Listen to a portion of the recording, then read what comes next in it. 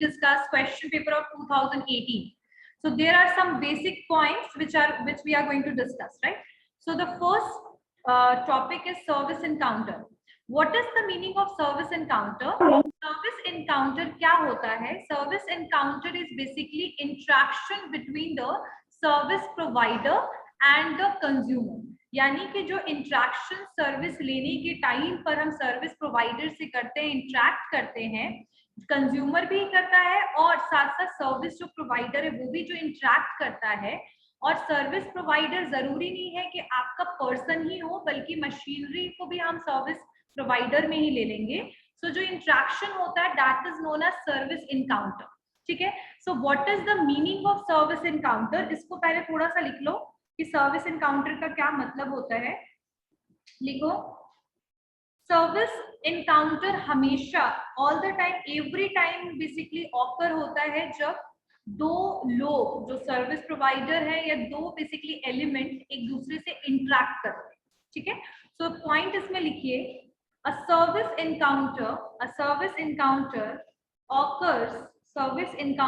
occurs every time a customer interact with the service organization or service provider. ठीक है, तो service encounter कब occur होता है? हर समय जब कस्टमर इंटरेक्ट करता है सर्विस ऑर्गेनाइजेशन से, प्रोवाइडर से। ठीक है, तो इसको कहेंगे service encounter. A service encounter occurs every time a customer interact with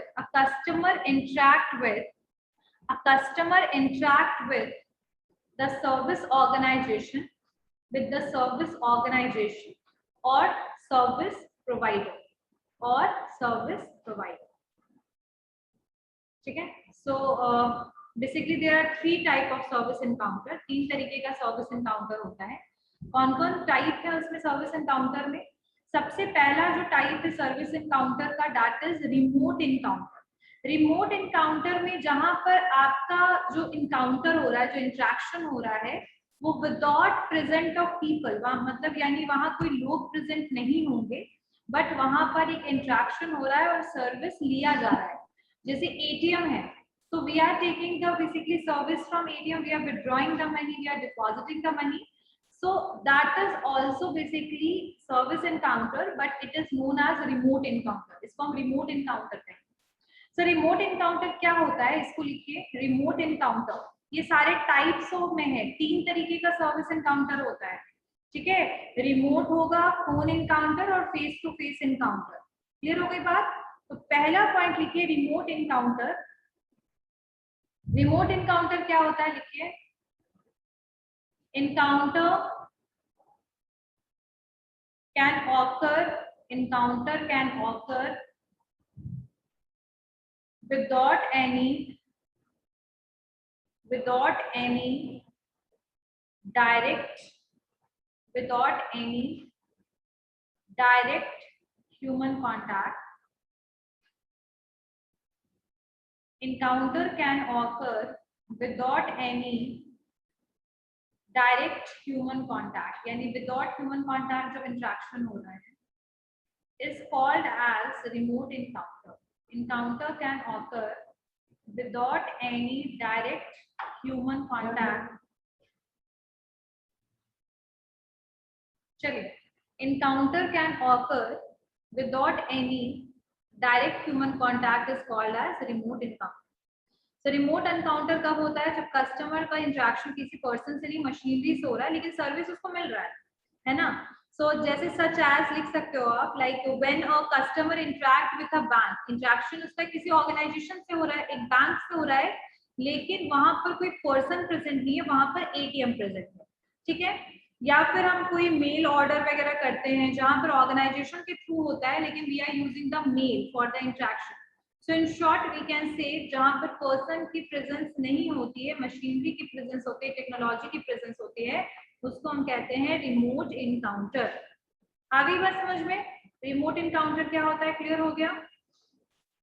next one is, लिखिए next one, sometime it happens, लिखना नहीं है पहले सुनो, समटाइम इट हैपेंस कि रिमोट जो आपका इनकाउंटर होता है they are basically not suitable for providing the service, so use of the technology is okay, ठीक है, that is basically saving the time of people, saving the amount cost for the company, but अगर आप उसको maintain नहीं करते हो तो that is unable to provide the service as well.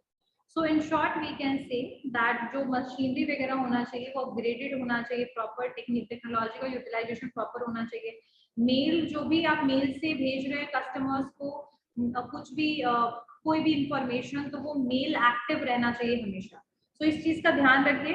Next point, phone encounter. Phone encounter, phone encounter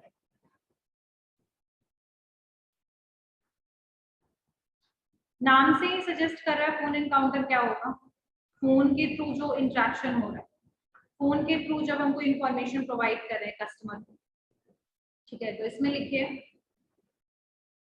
phone encounter में लिखिए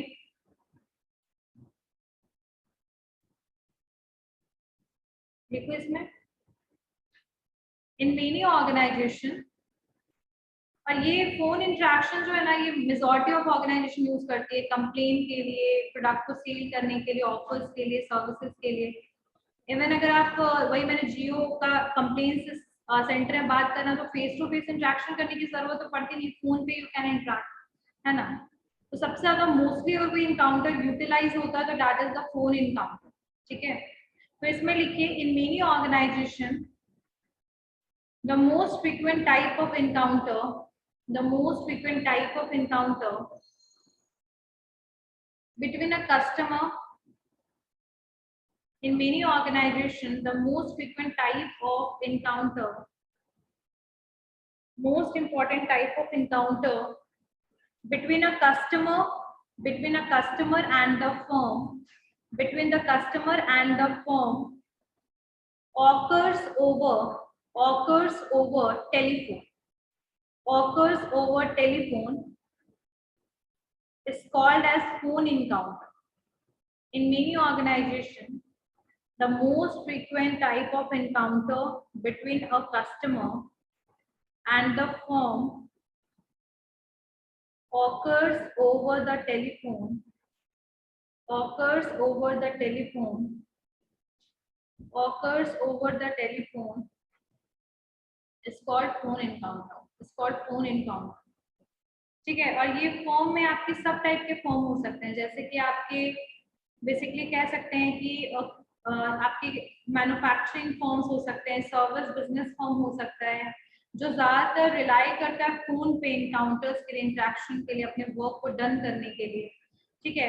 और कुछ और भी बेसिकली फंक्शंस होते हैं फोन एनकाउंटर के, जैसे कि जनरल इंक्वायरी के लिए, customer service, general inquiry, complain को मैनेज करना, ऑर्डर टेकिंग फंक्शंस के लिए, ये सब चीज के लिए फोन का यूटिलाइज होता है, तो इसको हम कहते हैं फोन एनकाउंटर. अभी बस समझ में यहाँ तक क्लियर हो गया सबको. नेक्स्ट पॉइंट लिखिए. हाँ, लेकिन यहाँ पे कुछ चीज है जो इसको ध्यान रखिएगा फोन इंटरेक्शन में, like in the phone interaction we are not able to see the reaction of the customers and the service provider, but something which is able to determine the service quality, that is the way of speaking, the tone the service provider is using while talking to you, and what is the employee's knowledge and the effectiveness, efficiency and willingness for solving the problem, query and knowledge of information, जो भी knowledge and information के लिए, इन सब चीजों का होना person में बहुत जरूरी है, जो कस्टमर फोन इंटरेक्शन में या फोन एनकाउंटर में इन्वॉल्व, ठीक है. तो ये सारी चीजों से ना क्वालिटी ऑफ एनकाउंटर्स जो है, क्वालिटी ऑफ सर्विसेज डिटरमाइन हो जाए. Next one is face to face encounter. Clear समझ आ रहा है तुम लोगों को? फेस टू फेस एनकाउंटर में लिखो, फेस टू फेस एनकाउंटर में राइट. इसमें क्या होगा basically, in this type of encounter, in this type of encounter the employees and customers interacted face to face, ठीक है. in this type of encounter customers and employee interact with each other, face to face interaction होगा, that is known as face to face encounters, ठीक है। और ये generally कहाँ कहाँ पर होता है उसके बारे में देखते हैं। तो जनरली जो फेस टू फेस एनकाउंटर होता है ये आपके, मान लो कि कोई पर्टिकुलर होटल है, तो होटल में कहाँ कहाँ फेस टू फेस इंटरेक्शन हो सकता है, किस किस के साथ हो सकता है फेस टू फेस इंटरेक्शन या एनकाउंटर। तो ये हो सकता है कस्टमर और मेंटेनेंस जो पर्सनल होंगे वहां पर उनके साथ होगा, रिसेप्शनिस्ट है उनके साथ, है ना। फूड और बेवरेज जो सर्वर्स होते हैं, जो फूड और बेवरेज आपके रूम तक लाके पहुंचाते हैं, उनसे आपका face to face encounter interaction होगा। सो इन शॉर्ट यहाँ पर जो आपका होगा ना, इसमें आपका दोनों बिहेवियर को एनालाइज किया जा सकता है, एक तो वर्बल एक तो non verbal.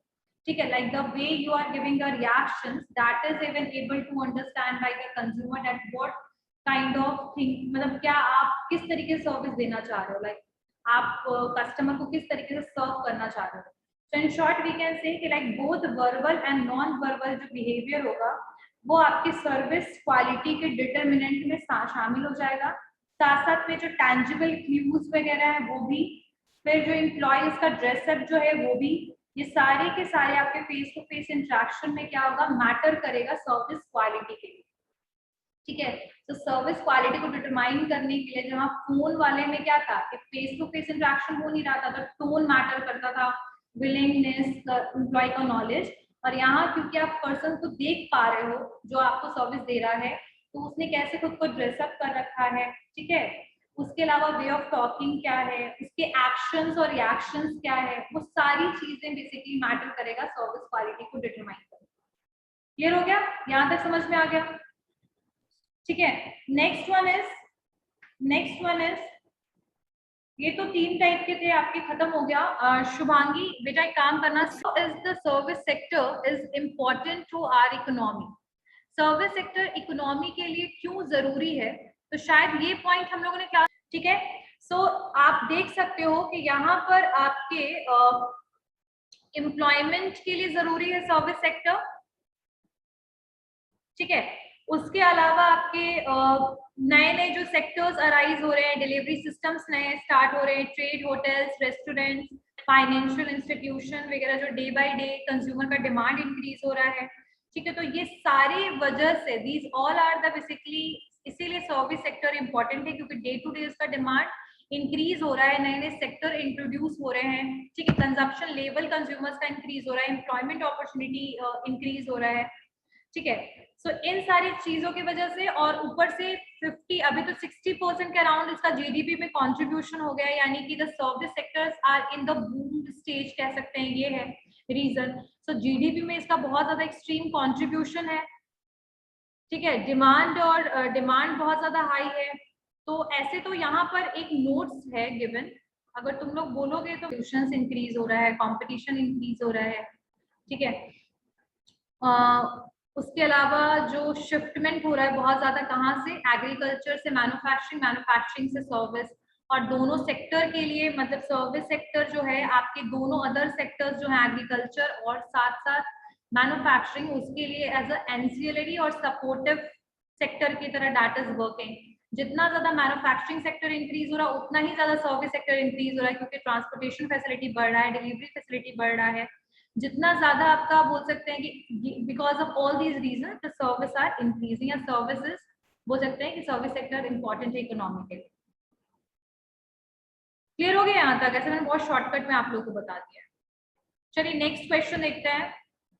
How can service marketers reposition themself? Reposition यानी कि यहाँ पर बेसिकली पोजिशनिंग की बात हो रही है कि किस तरीके से आप पोजिशन कर सकते हो, किस तरीके से पोजिशन मार्केट में बना सकते हो अपना ब्रांड का। तो यहाँ पर आप क्या कर सकते हो कि बेसिकली वही जो पोजिशनिंग के लिए मैंने बताया था, प्राइस अवेलेबिलिटी देख लो, प्राइस देख लो, कंपटीशन को देखते हुए कंपटीशन को एनालाइज करना है, ठीक है। तो यहाँ पे कुछ फैक्टर्स हैं जो बेसिकली रिपोजिशन करने में प्रोडक्ट, सर्विस और ब्रांड को हेल्प करते हैं, जैसे कि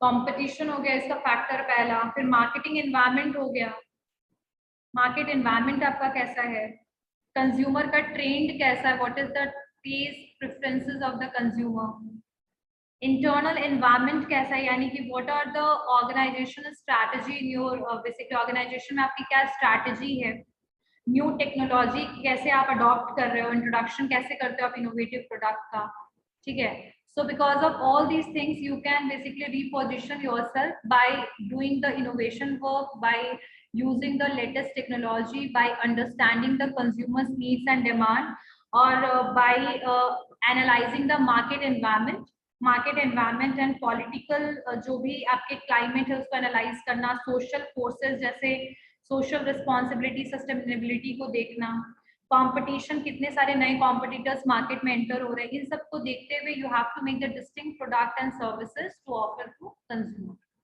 सो ये आपका सेकंड हो गया रीपोजिशनिंग का, कि मतलब time to time you have to change yourself, you have to modify yourself. If you will rely on the traditional technique, definitely that is not going to work in the long run. So for being in the particular market or to analyze, मतलब उस target market को grab करके रखने के लिए, cover करके रखने के लिए, capture करके रखने के लिए आपको अपने आप को according to the competition, competitive environment and according to the technological changes अपने आप को बदलते रहना पड़ेगा. Reposition करने के लिए आपको मार्केट के परसेप्शन को हमेशा ध्यान में रखना पड़ेगा, कंज्यूमर के परसेप्शन को, और जो आपका टारगेट सेगमेंट है वो कौन से ब्रांड को ज्यादा प्रेफर कर रहा है उसको भी आपको देखना पड़ेगा. तो इन शॉर्ट मार्केट को एनालाइज करते रहना पड़ेगा. सो रिपोजिशनिंग का मतलब ये होता है कि फिर से वापस से अगर कैसे आप अपॉर्चुनिटी को ग्रैब कर सकते हो, कैसे आप डिमांड को इम्प्रूव कर सकते हो, कैसे अपनी डिमांड को इंक्रीज कर सकते हो, है ना. तो इन सब चीजों के लिए आप इन तरीकों से आप मार्केट में रिपोजिशन खुद को कर सकते हो. आई बात समझ में? क्लियर हुआ सबको everyone? Yes ma'am. Next one is, हाँ बोलो शिवांगी. ठीक है, next question is how can research help to design new service. Research किस तरीके से हेल्पफुल है आपके सर्विस को डिजाइन करने के लिए. रिसर्च, सो रिसर्च का 2-3 रोल होता है. पहली बात कि research is helpful for basically modifying the product. Modification के लिए कस्टमर नीड को देखते हुए चेंजेस आप कर सकते हो. आप न्यू कॉमर्शियली वाइबल कोई भी प्रोडक्ट को मार्केट में लॉन्च करने के लिए आपके लिए रिसर्च बहुत जरूरी है. न्यू सर्विस जब भी आप कोई लॉन्च करोगे उससे आप मार्केट को डिटरमाइन करने के लिए आपके लिए रिसर्च जरूरी है. डिजाइनिंग के लिए, डेवलपमेंट के लिए प्रोडक्ट का, इन सब के लिए आपकी रिसर्च की रिक्वायरमेंट है. या फिर इसको अगर लिखना चाहते हो तो इसमें लिख लो the role of research in new service development. Role of research in new service development.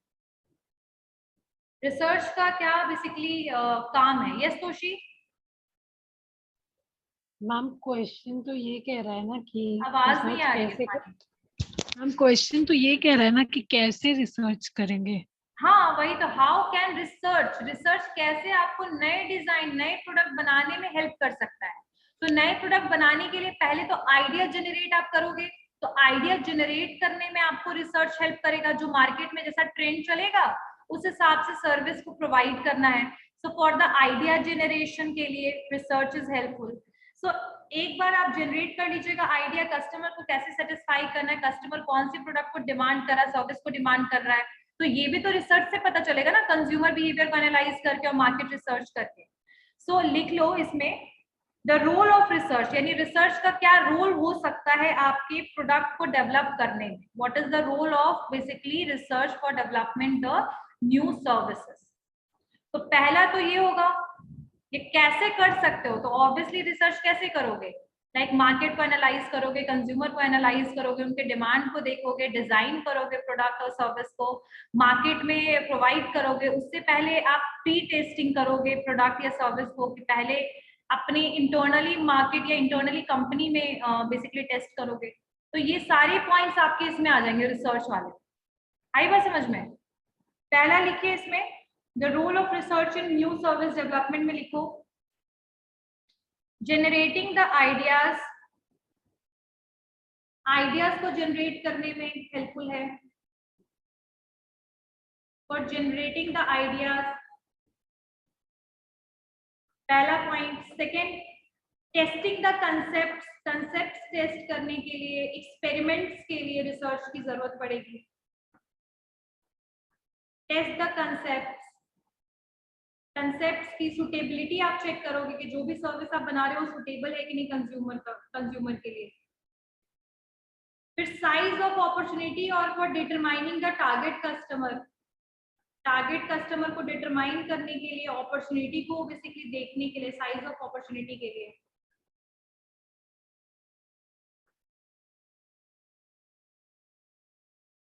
उसके अलावा लॉन्च करने के लिए प्लान,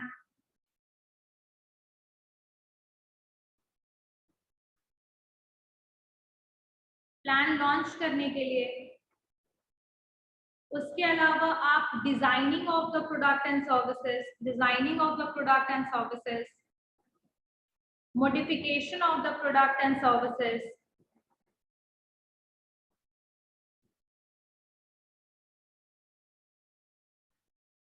ठीक है। मॉडिफिकेशन करने के लिए, चेंज अगर लाना चाहता है, ऐसे तो न्यू सर्विस की बात हो रही है, फिर मैं बता रही हूँ कि मॉडिफिकेशन के लिए we can do the research work. और कॉमर्शियली वायबल, यानी कि एक कॉमर्शियली वायबल या बोल सकते हैं अफोर्डेबल प्रोडक्ट को मार्केट में लॉन्च करने के लिए, प्रोडक्ट या सर्विस को लॉन्च करने के लिए कि कंज्यूमर कितना अफोर्ड कर सकता है, उस हिसाब से हम प्रोडक्ट को मार्केट में लाएं, सर्विस को लाएं।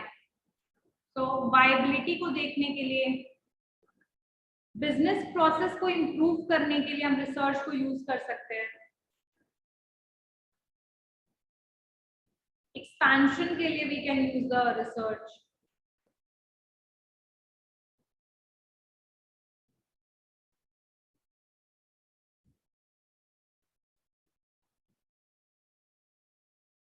काफी इतना इतना काफी है, समझ में आ गया? Yes, ma'am. Yes, ma'am. Next question is, what are the criteria customers can use to evaluate the service quality? So I guess आप लोग सबको पता होगा कि क्या हो सकता है क्राइटेरिया, क्या होता है सर्विस क्वालिटी को मेजर करने का तरीका। सर्विस क्वालिटी को कैसे मेजर कर सकते हो? Ratter. I'm ratter. हाँ, Ratter के through. परशुरामन और जेठीमल का जो गिवन है रैटर, उसको याद रखना और बाकी जो प्रिंसिपल्स दिखाए थे, तो इस हिसाब से आप सर्विस क्वालिटी को मेजर कर सकते हो। Next one is what is dynamic pricing. So dynamic pricing, it means the price which is always change, right. Price discrimination का ये पार्ट है, लेकिन फिर भी एक दो लाइन इसके ऊपर लिख लो कि व्हाट इज डायनेमिक प्राइसिंग पे लिखो। A dynamic pricing strategy या dynamic pricing strategy is a type of price discrimination. A dynamic pricing strategy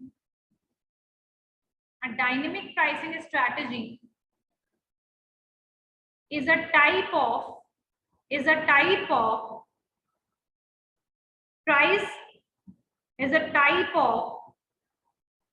price discrimination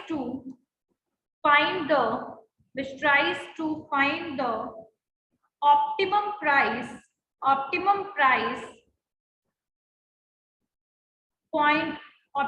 price point at any time. A dynamic pricing strategy, ये dynamic pricing strategy क्या है?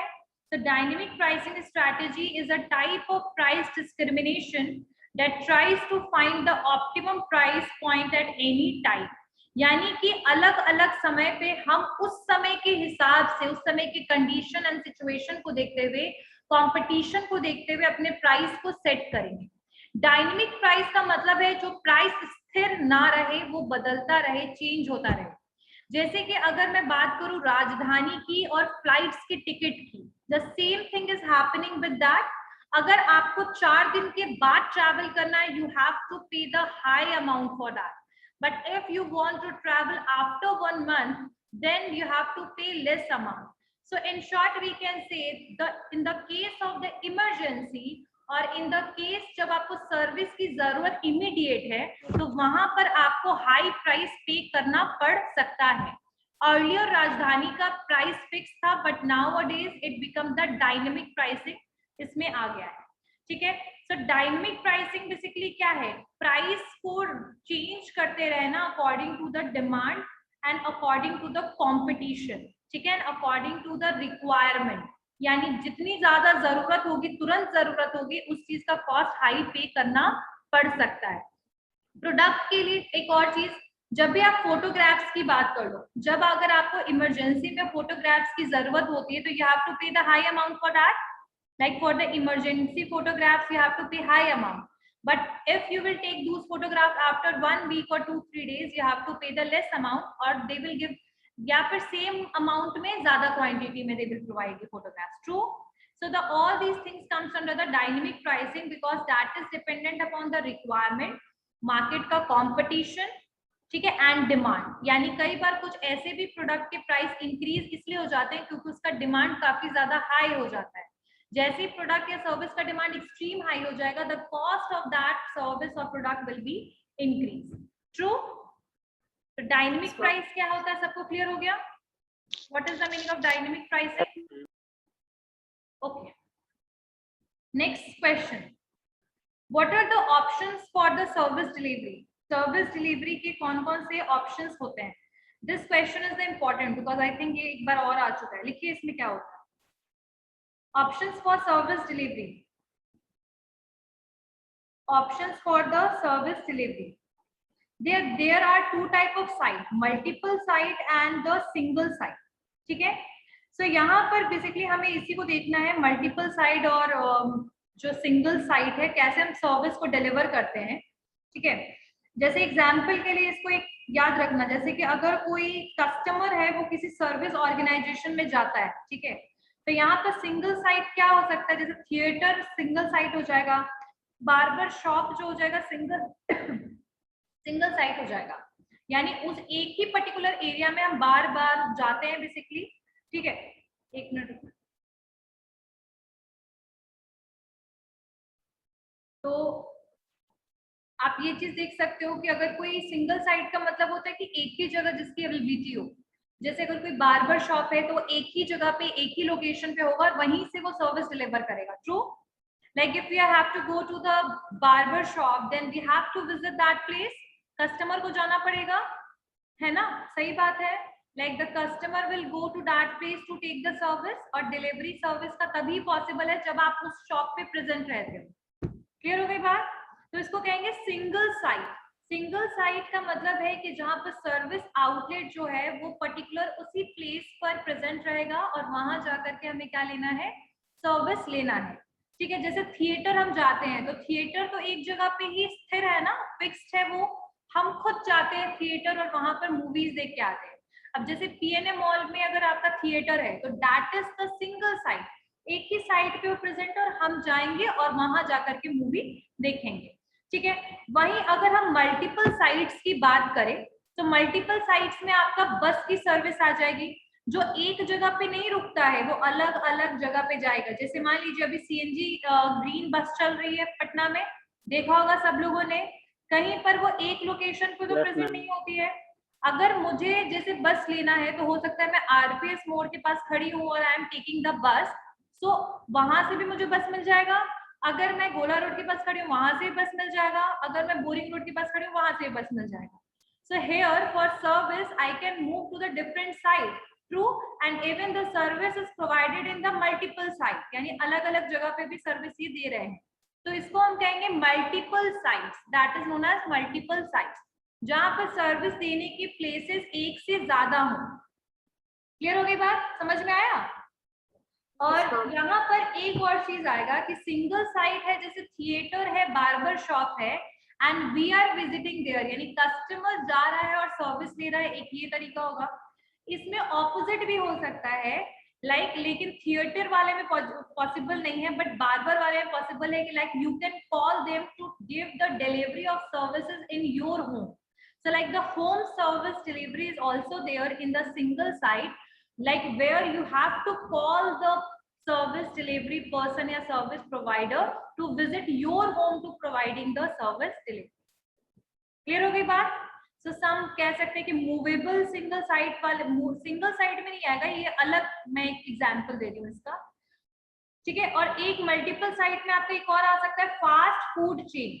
Fast food chain, ठीक है, fast food chain है मतलब कि जैसे हल्दीराम जो है that is also present in the Pataliputra, that is also present in the Jagdev Path and I guess that is also present in PNA mall I guess, है ना।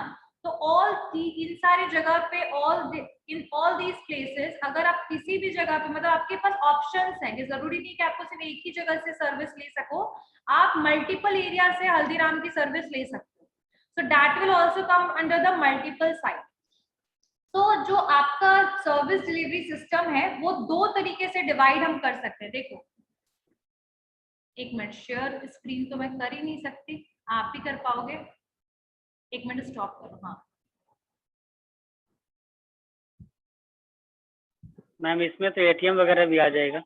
देखो हाँ मल्टीपल साइट में आपका एटीएम भी आ जाएगा, इसलिए आ जाएगा क्योंकि आपका एक ही एसबीआई का एटीएम आपको बहुत सारी जगह पे मिल जाएगा, आईसीआईसीआई का आपको बहुत सारी जगह पे मिल जाएगा। ट्रू। चलिए इसको कैसे आप लिख सकते हो, सर्विस डिलीवरी को कैसे लिख सकते हो, ऑप्शंस ऑफ सर्विस डिलीवरी में इसको ऐसे दो पार्ट में ऐसे डिवाइड करो। ठीक है, यहां पर लिखो नेचर ऑफ ऑर्गेनाइजेशन। ठीक है एक minute sorry, nature of interaction है,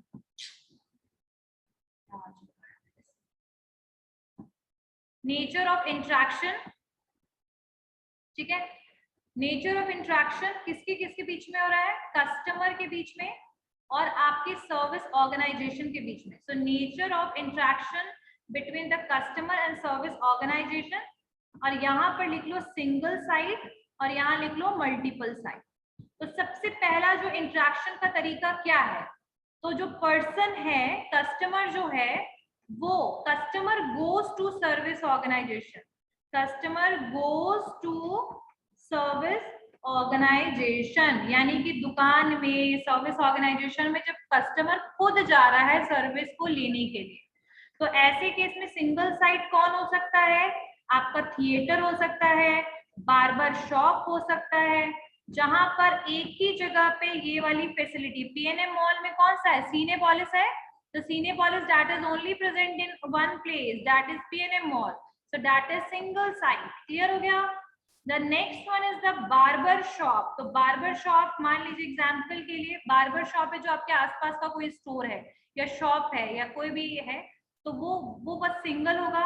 लेकिन वहीं अगर आप बार्बर शॉप में थोड़ा ब्रांड की तरफ मूव कर जाओगे, जैसे मान लीजिए कि जावेद हबीब जो है आपका, ठीक है, तो हबीब की अगर आप देख लोगे तो वो मल्टीपल साइट में आ जाएगा क्योंकि उनके बहुत सारे स्टोर बहुत सारे एरियाज में प्रेजेंट है।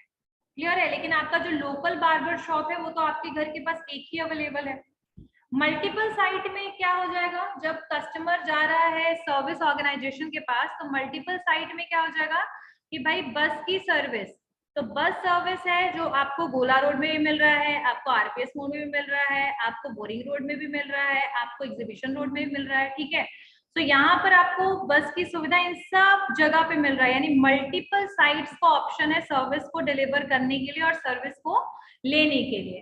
वहीं पर अगर हम बात करें आपके फास्ट फूड चेन की, फास्ट फूड चेन में आपका आ जाएगा डोमिनोज आ गया, केएफसी आ गया, इन सबको बेसिकली लेने के लिए, इन सब खाने के लिए, प्रोडक्ट को लेने के लिए, कंज्यूम करने के लिए, सर्विस डिलीवर कराने के लिए आपके पास मल्टीपल ऑप्शन है साइट के। यानी कि अगर आप चाहो तो अब एक जगह की जगह आप दूसरी जगह जा सकते हो, जैसे हल्दीराम जगदेव पथ में मुझे नहीं जाना तो पाटलिपुत्र में जा सकते हैं सर्विस लेने के लिए। क्लियर हो गई बात, समझ में आया यहाँ पर ये दोनों केस, दोनों situation.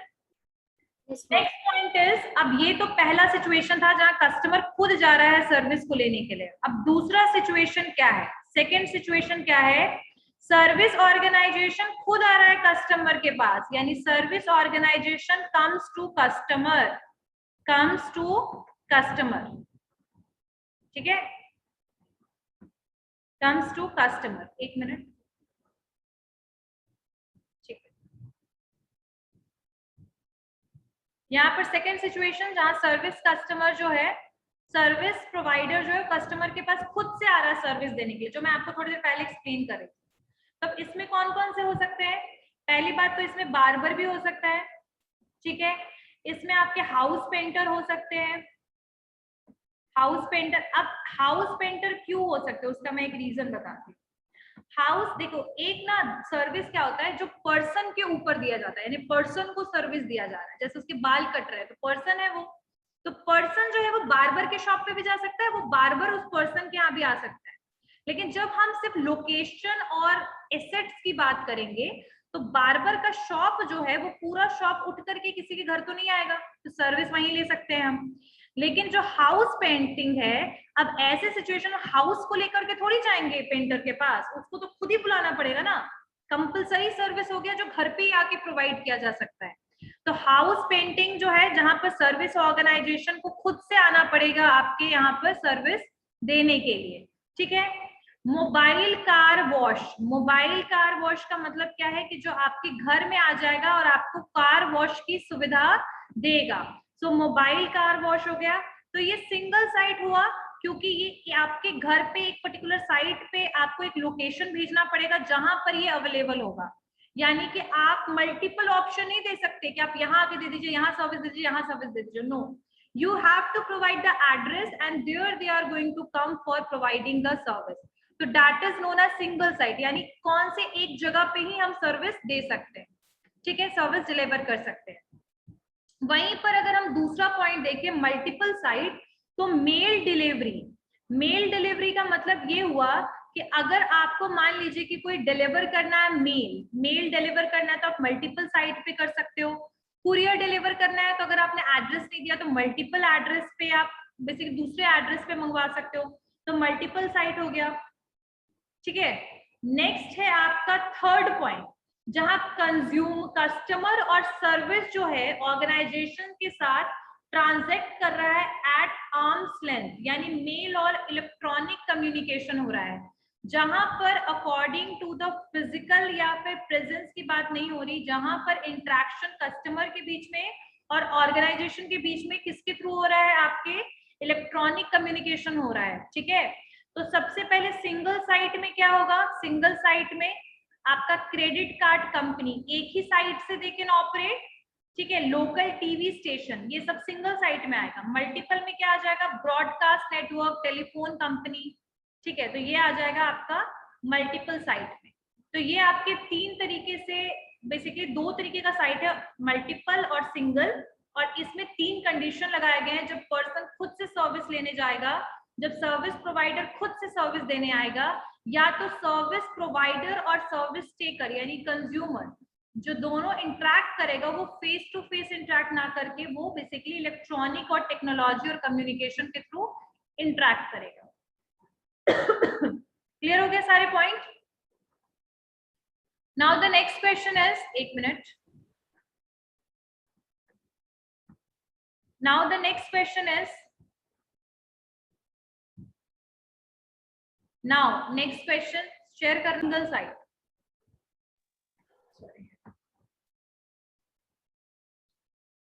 Next question is how can customers participate in service creation and delivery. ये टॉपिक आप लोग को याद होगा, मैंने करवाया है क्लास में, करवाया ना खुशी?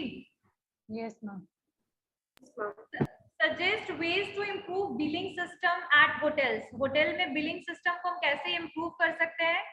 तो पहली चीज, you have to make the invoices, यानी जितना भी बिल बना है उसका प्रॉपर इनवॉइस होना चाहिए, ठीक है। सेकेंड चीज होना चाहिए कि एक मिनट रुकना, सेकेंड तरीका होना चाहिए कि आप क्लियर पेमेंट टर्म्स, मतलब जो भी पेमेंट टर्म्स है उसको क्लियरली मेंशन कीजिए उस इनवॉइस में, ठीक है। सारी पॉलिसीज पेमेंट से रिगार्डिंग मेंशन करना है, टैक्स, जीएसटी जो भी आपने इंक्लूड किया, सर्विस टैक्स वगैरह, उसको प्रॉपर्ली लिखना है।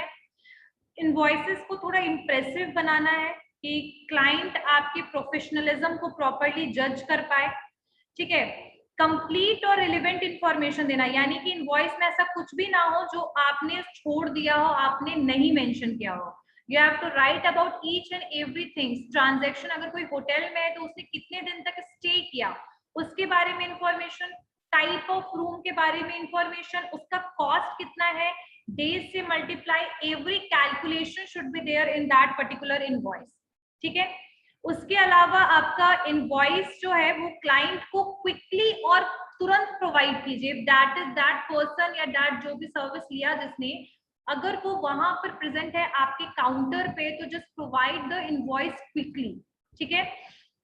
और उसके बाद क्लाइंट से तुरंत से फॉलो अप लीजिए कि जितनी भी इंफॉर्मेशन बिल में मेंशन है that is clear to you और नॉट, ठीक है।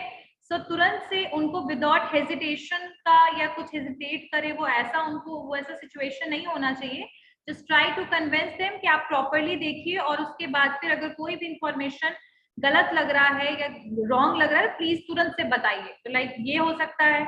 उसके अलावा डिजिटल टूल्स को यूज कीजिए। डिजिटल टूल्स का मतलब है कि don't try to write on bill, बल्कि आप प्रिंटेड फॉर्म में आप बेसिकली बिल्स को निकालिए, ठीक है।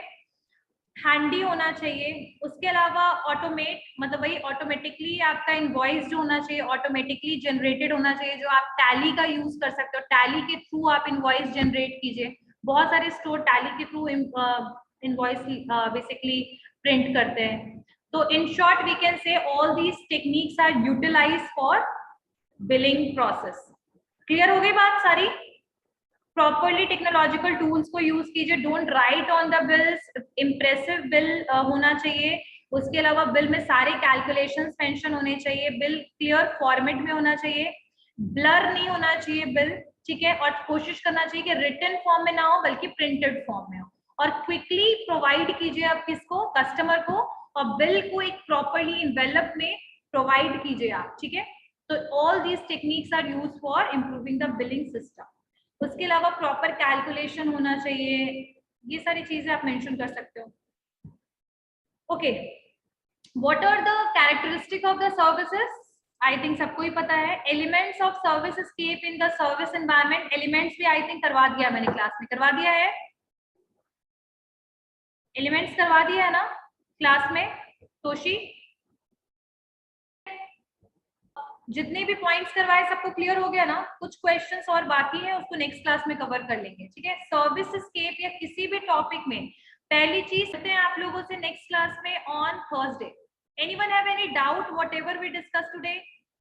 Anyone have any doubt? Anyone have any doubt? ठीक है, नो मैम। ओके।